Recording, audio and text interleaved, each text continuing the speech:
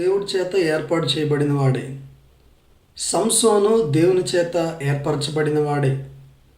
దావీదు దేవుని చేత ఏర్పరచబడిన వాడే. పేతురు ప్రభువు చేత ఏర్పరచబడి ప్రభువుని వెంబడించిన వాడే. కానీ వాళ్ళ జీవితాలు పరిశీలన చేసినప్పుడు వారు ప్రభువుతో ప్రయాణంలో ప్రభువుని వెంబడించటంలో ఫెయిల్యూర్స్ కనపడతా ఉన్నాయి. ఓడిపోయినటువంటి వారుగా ఉన్నారు. అయితే దేవాతి దేవుడు ప్రేమ కలిగిన దేవుడు గనుక వాళ్ళ ఓటమిని, వాళ్ళ యొక్క ఓడిపోయినటువంటి తనాన్ని, ఆధ్యాత్మిక జీవితంలో పడిపోయిన స్థితిని అంతటితో దేవుడు ఫుల్ స్టాప్ పెట్టలేదు. ఆదాము పడిపోయినా తిరిగి మరలా దేవుని వెంబడించే విధానాన్ని దేవుడే కలుగు చేశాడు. సంసోను పడిపోయినా తిరిగి మరలా బలాభివృద్ధిని కలుగు చేశాడు.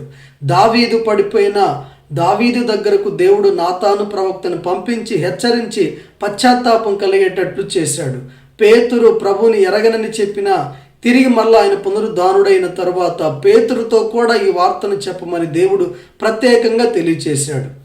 కనుక ఆధ్యాత్మిక జీవితంలో ఈరోజు నువ్వు ఓడిపోయిన స్థితిలో ఉన్నట్లయితే నీ ఓటమిని దేవుడు ముగింపుగా ఎంచకుండా తిరిగి మరలా ఆయనను వెంబడించడానికి పశ్చాత్తాపం అనేటువంటి ఒక వంతెనను ఏర్పాటు చేశాడు. పడిన స్థితి నుండి ఒప్పుకో, తిరిగి లేవనెత్తబడు, ప్రభువుని వెంబడించి ప్రభు చేతిలో బలమైనటువంటి సాధనంగా వాడబడాలని తెలియజేస్తూ ఉన్నాను.